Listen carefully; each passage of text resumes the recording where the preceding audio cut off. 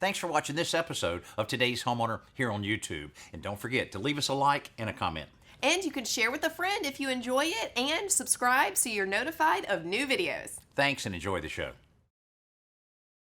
This floor will look a lot better than this floor. We're about to make a change. Stay with us.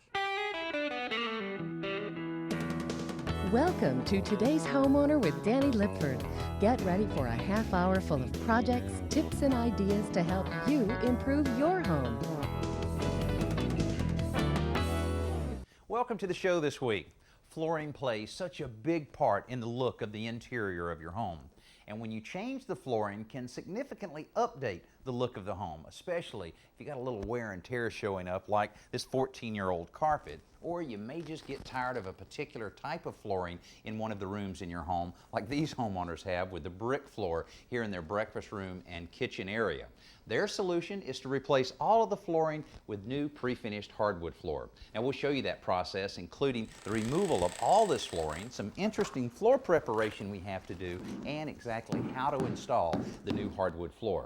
And we're about to make a big difference on the interior of this home. Don't go anywhere.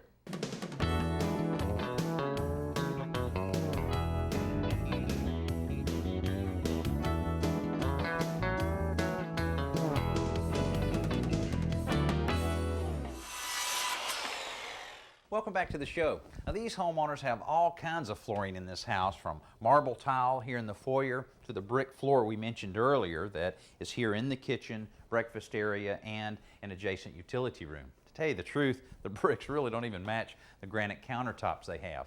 Now it's joined by carpet that extends into the den, down the hallway, and into a master bedroom. Now one of the reasons they really wanted to change out these two floorings to one nice hardwood floor is to tie these areas together a little bit better than they do now. This joining of the floors right here really kind of divides this area, and with an open floor plan, they really wanted to keep it nice and open.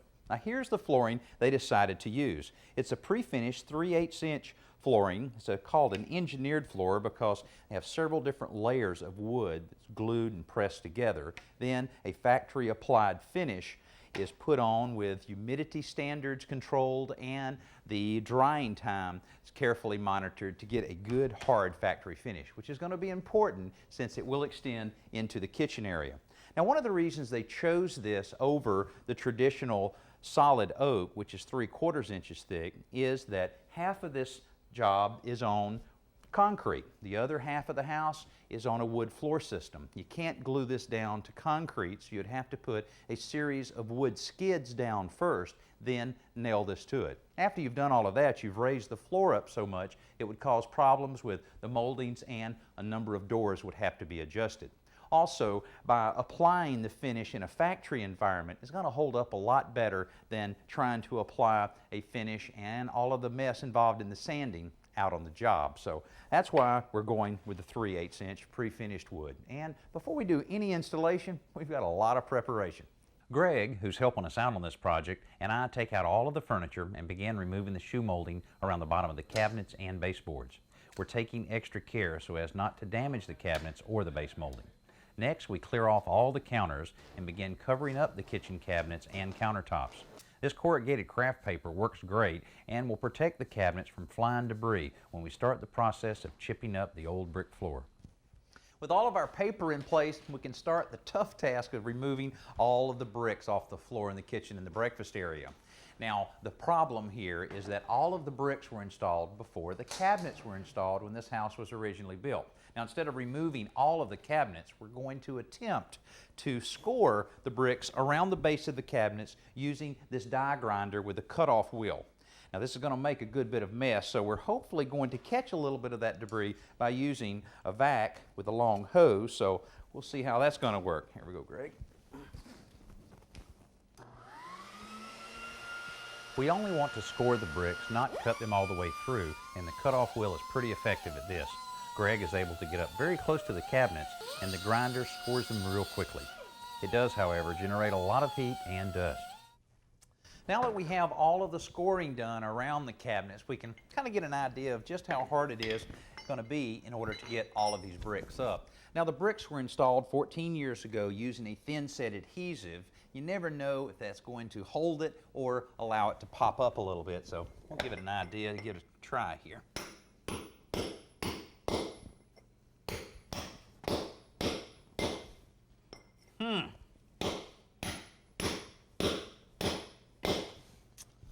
Looks like we're going to have to make it to the rental center and rent something that'll do a little bit better than this cold chisel. While we're doing that, take a look at this week's Simple Solution. It's time to pick up a few tricks of the trade from Danny and home repair expert Joe Truini in this week's Simple Solution. Brought to you by DuPont Tyvek. Build it once, build it right. Almost every homeowner has an assortment of fasteners and hardware just like this. You're right, Danny, but the problem with storing fasteners in an old shoebox or coffee can is, as you can see, it's a big mess and it's virtually impossible to find anything when you need to. Here's a much better idea. I took a cupcake tray and I separated the washers and nuts and the screws into individual compartments so it's really easy to find them when you need them. But if you divide all of these out, this is going to take up a lot of room on the shelf or a workbench. You're right, not only that, but if you put it on a shelf, it'll probably get knocked over and you'll have a mess that'll be all over the floor.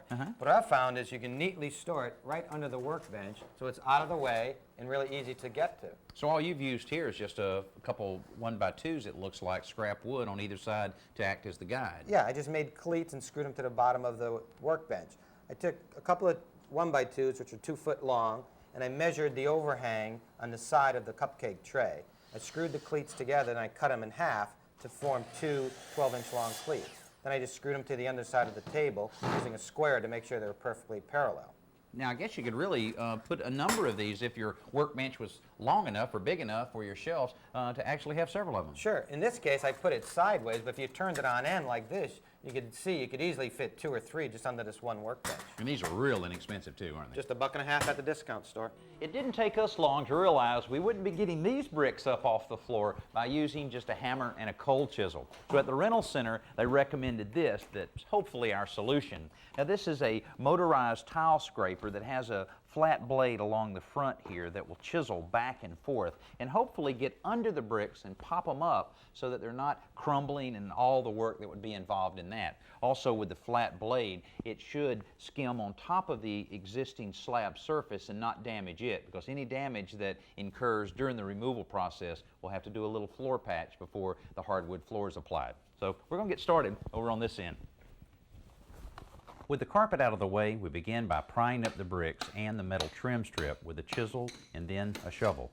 These first few bricks are over an area where the subfloor changes from wood to concrete, so we're also lifting a lot of floor patch and adhesive. Now when we've reached the concrete subfloor, Greg fires up the scraper. Now we quickly realize that it's not going to do the job alone. It simply just doesn't have the force. Even after a little help from a sledgehammer, the scraper only makes moderate headway. The cold chisel and the hammer do, however, seem to be effective at prying under the bricks and popping them loose. But this much hammer work is not only slow, it's backbreaking. So Greg goes back to the rental store to swap the scraper for a motorized chipping hammer, which makes much quicker work of the floor.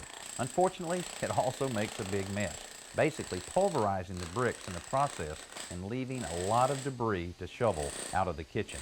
But we're able to quickly get down to the concrete subfloor. It'll take the better part of a day for us to finish up the prep here on the kitchen floor with removing a few more of the brick and then a little bit of floor patch. But the other areas move along quick.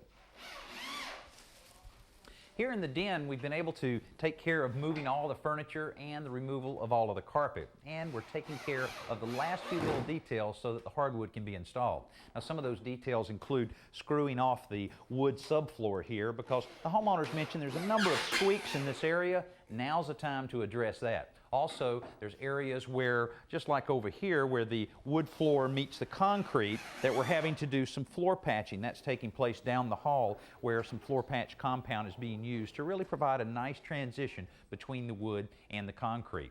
Now, putting all of this together is very important to do it right at the very start. And to help out on that is Cindy Hilliard, whose company's taking care of the installation of the hardwood. I know that first piece of hardwood is the most important one. If it's not right, none of it's going to be right. You're right, Danny. And you can really tell if a house is built well, I guess, with having to work square lines and parallel lines. I'm sure sometimes you have a little adjustment you have to do. We do, and we can adjust it just close to the baseboard with a little molding and different things. Okay. Now, what about hardwood? Of course, hardwood in a room like this will be great, but what about in a kitchen? I hear a lot of homeowners questioning whether that's a good idea because of, dishwasher, that kind of thing. What's been your experience with hardwood in kitchen? Well, we've had a great experience. We have it in our house, so we put it in a lot of different kitchens. You have to be a little bit more careful with it, than ceramic tile, but it's still a great floor for that, and it would just flow nicely into the den here. Okay, what about the chairs scraping and scratching on a hardwood surface? Well, it's always good to have some kind of little felt tips underneath it so that you can protect the wood. Okay, all right. Now, as far as the direction of the wood, I could see where the wood could go in this way or it could go this way. I don't know which would be best. What are you recommending to the homeowner? Well, we were thinking about going down the hall this way and then running everything just lined up right off of this hallway. Just go this way, and then some guys can go into the kitchen, and we'll just continue into the bedroom that way. That's right. That makes sense. I guess down the hallway, having it running the length is better than turning it sideways in a case like that. It is. I think it just flows best in this house, just continuing one direction. Okay. Well, I know the homeowners chose a good quality wood, and I guess this is about, what, 3.5 inches or so. But now with going from wood over to concrete, you'll certainly have to glue it there in terms of the concrete, but will you be nailing this anywhere? We may nail just the first line or two, but we will have glue under it also. Most of the floor will be glued down, and we'll just put a few brad nails just to keep the line straight so we can push off of it. Okay, all right. Now, what's the very first step? I know you have to have a layout line, and I assume you're probably going to run it down the hallway in some way. Right, we're going to get a few boards going down the line, down the hall, and then we'll work off of it. We're just going to concentrate on getting that straight, and then we can just work off that line in 2 different directions. Well, I think we have it ready, so the guys can get started. Cindy's crew pulls their chalk line down the length of the hall and across the family room. Then they check it for square with the rest of the room, and it works, so they pop another line parallel to the first and begin applying the glue. After Best New Products, we'll show you the transformation of this room as the wood floor goes in. Now let's join Danny at the Home Center to check out this week's best new product, brought to you by the Home Depot. Hopefully everybody knows how important it is to have a clean air filter in your central air conditioning and heating system. The reason for that is that every bit of the air that you have in your home should pass through this filter 4 times per hour in a properly operating central system. So it's very important to keep this clean so that your air is nice and clean. Now, to keep it smelling very nice, you may consider installing a whole house air freshener. Now, this is very easy and very inexpensive. A pack of this, less than $3. And here's how it works. Inside the pack, you'll find a cardboard mat, and on the mat, several lines of the fragrance gel of the many different colors that are available. Also, you have the little hook that allows you to hook into the cardboard mat and then hang it directly on the filter itself. Now, this is a fiberglass filter, but this will work on any of the foam filters or even the electrostatic filters that are so popular. Now, this also will help you a lot in masking any of the odors you may have in the house, maybe from pets or a smoker or something very strong that you may be cooking. So for less than $3, you can have this nice fragrance throughout the house with very little installation. Welcome back to the show. Now, the corrugated paper that we used earlier to protect all of our cabinets and countertops is working great to protect the newly installed hardwood floor. Now, the floor went down very quickly on the wood subfloor, but things have slowed down a bit where the wood meets the concrete because we had to apply quite a bit of floor patch to provide a good transition between the wood and the concrete slab.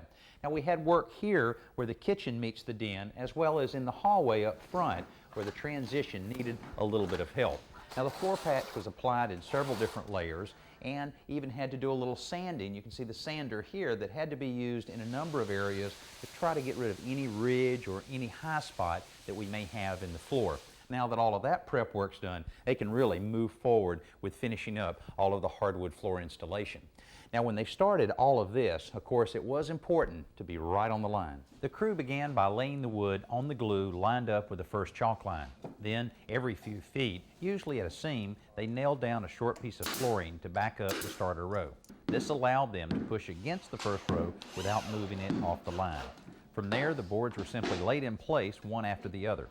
The guys made sure not to allow 2 seams to land side by side so that the floor wouldn't have a choppy, segmented look.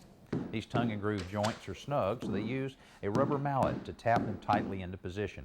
As the section was finished, they applied more glue and continued working across the floor. It seems fairly easy, so if you're thinking of installing some hardwood flooring yourself, here's a few things to keep in mind. First of all, use the right glue or adhesive. Now, all manufacturers will recommend exactly what type of glue to use. This particular one is the same brand as the hardwood itself, so that makes that easy. Also, the notch trowel that you use to apply the glue is very important because there's different type of notches and size notches available on different trowels. You can look on the instructions of the glue itself and it'll tell you exactly which one to use so that you make sure you get a nice uniform layer of glue over the entire floor. Now, another thing to keep in mind is when you're cutting your hardwood, don't cut it real tight against the wall itself. Allow a little bit of a gap for expansion and contraction. Now, here we have a baseboard, so it kind of looks like we've cut it tight, but under it we've left about a 1/4 inch to 3/8 of an inch gap between that and the wall. Now, Greg has prepared us some 1/4 inch oak molding to go around the bottom, quarter round molding, and we've already stained it and applied 2 coats of polyurethane on it. So once we shoot the nails in, all it'll take is just a little bit of putty to touch it up and it'll be completely finished. Now, to really make this finish off real nicely, one of the things that we've done right on the very end is Greg's cut some small pieces that actually acts as an outside corner or a return piece of molding that will tie it right back into the wall. Now, this is a nice finished touch on this finishing touch. Speaking of finishing touches, we'll see the whole project complete when we come back, right after our Around the Yard. Tricia, it looks like it's planting time here. Danny, it's always a good time to get some seedlings started in a flat before you put them out in the ground. Now, what are some tips that can really help our viewers make this successful for them? Because it seems as if it's just putting a little soil in, planting, keeping it wet, and that's all that's to it. But how can you help us out? Gelatin. You thought I was making lunch? Well, I like Jell-O now. Well, gelatin has nitrogen in it, which helps form the green leaves and make the plant strong. And then the sugar in the gelatin helps feed the microbes in the soil that help protect the plant from disease. So what we do is use a salt shaker and sprinkle some of the gelatin into the soil along with your seedlings right at the same time. So that's all that's necessary, just that little bit in there. Just that little bit. Then what you want to do is keep the flat damp, and I'm just spraying a little bit on to start, but I've already pre-dampened a paper towel, and you're going to put this over the flat and keep it in an area about 65 to 75 degrees. Now, what about the sunshine not getting to it? You really have to have that sunshine to pull those seeds out, don't you? Sunshine will come through a little bit, but what you want to do is, as I said, keep this damp, check it every day for growth, and when you see that some green growth has come up, you're going to remove the towel, keep it damp, and then when the plants are looking pretty strong, that's a good time to put them out in the soil. This hardwood floor has made an incredible difference in the look of this den, and it's done just what the homeowners wanted in tying together this room with the adjacent kitchen that used to have split brick floors. Also, it flows great right down the hallway, and just what the homeowners wanted flowing into the master bedroom suite. Now, this has provided the nice warm feeling that the homeowners wanted in their home. It's really hard to beat hardwood floors.